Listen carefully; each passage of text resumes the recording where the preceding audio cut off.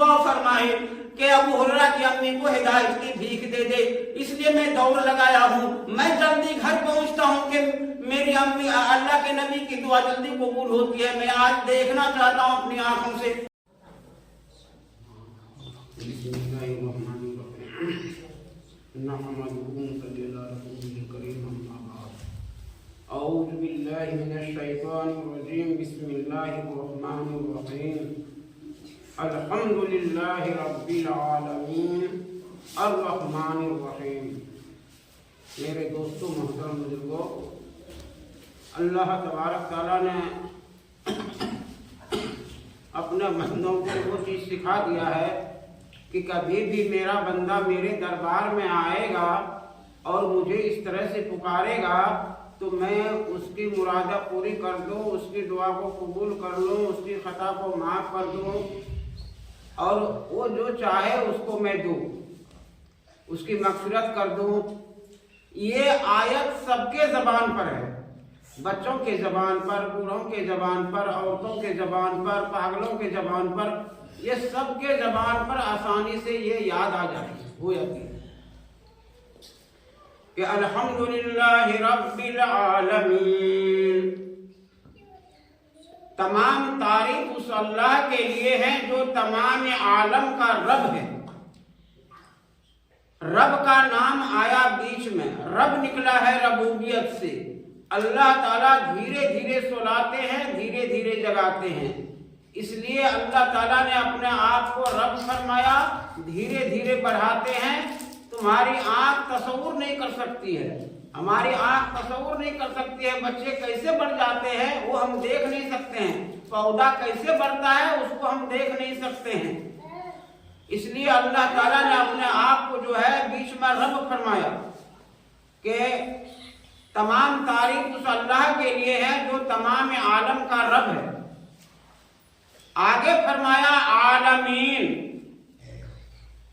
عالم کا جمع عالمین ہے، عالم نہیں فرمایا۔ اگر عالم فرماتے تو انسان یوں کہتے کون سا عالم کا رب؟ اللہ تعالیٰ نے وہاں جمع اختیار کیا، عالمین، الحمدللہ رب العالمین۔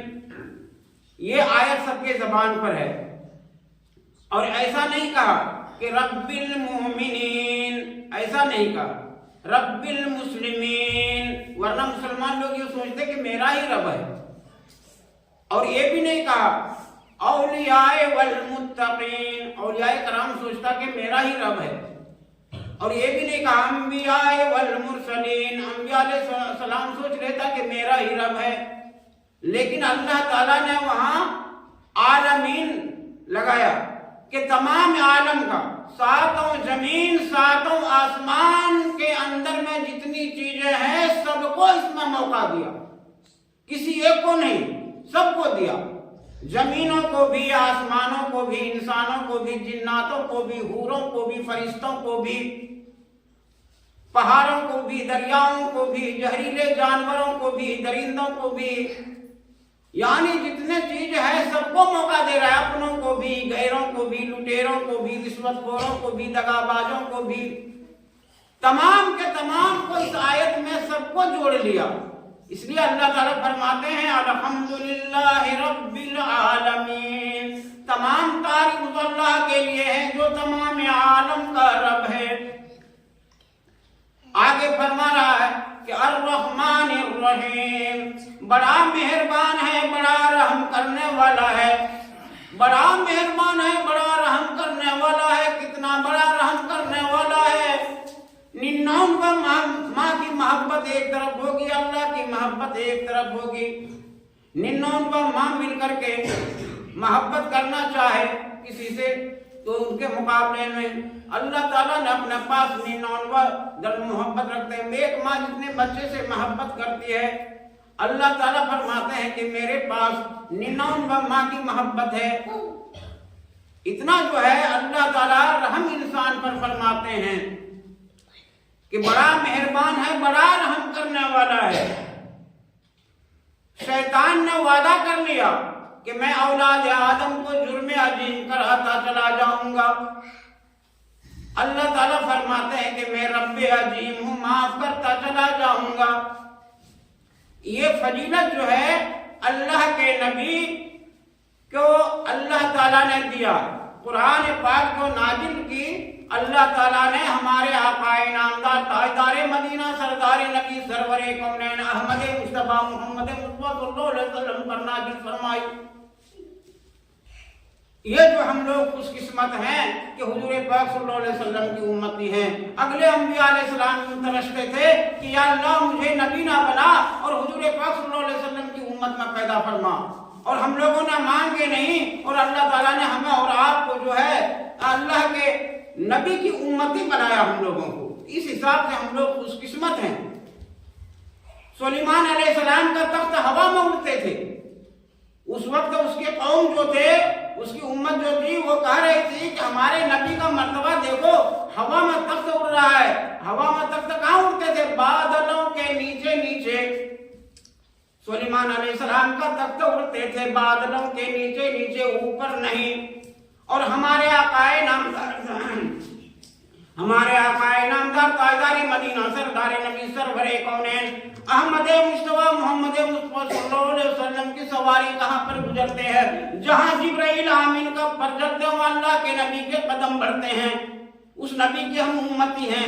اپنے آپ کو خوب پہچانو کہ میرا مقام کتنا بڑا ہے، اور اللہ کے نبی کے اوپر جب یہ قرآن نازل ہوا، اس قرآن کو ماننے والے ہم ہیں۔ ہم لوگ کتنا خوش قسمت ہیں، خوش نصیب ہیں۔ حسن یوسف کو دیکھنے والی عورتوں نے اپنی اپنی انگلی کاٹ ڈالی مگر ایمان نہیں لائی۔ کہا کہ یوسف علیہ السلام کی خوبصورتی ایسی کہ مصر کی عورتیں جو ہے وہ اپنی انگلی کاٹ ڈالی تھی۔ حسن یوسف کو دیکھنے والی عورتوں نے اپنی اپنی انگلی کاٹ ڈالی مگر ایمان نہیں لائی، اور حضور کو دیکھنے والی عورتوں نے پہلے ایمان لائی پھر سر کٹا ڈالی۔ سمیہ رضی اللہ عنہا اسلام میں سب سے پہلی شہادت ہوئی۔ جنانے مصر کی وہاں رہ گئی تھی انگلیاں کٹ کر، ادھر قربان کر ڈالے ہیں مردانے عرب نے سر۔ یہ ہمارا مقام ہے، ہمارے نبی کا مقام ہے، اور ہماری نبی کی امتی کا یہ مقام۔ موسیٰ علیہ السلام کو کوہ طور پر جوتا اتروا ڈالا، اے موسیٰ علیہ السلام کوہ طور پر آؤ تو جوتا اتار کر کے آؤ، اور اپنے محبوب کو اللہ تعالیٰ نے جب بلایا عرش بری پر، وہاں فرماتے ہیں کہ میرے محبوب جوتا مت اتارو۔ وہ عرش بری ہیں، وہاں اللہ تعالیٰ فرمانے کہ میرے محبوب جوتا مت اتارو، اور دنیا میں یہ طور کا پہاڑ ہے، موسیٰ علیہ السلام کو طور کے پہاڑ پر جوتا اتروا دیا۔ ہم اس نبی کی امتی ہیں۔ پہچانو اپنے آپ کو، خوب پہچانو اپنے مقام کو، پہچانو۔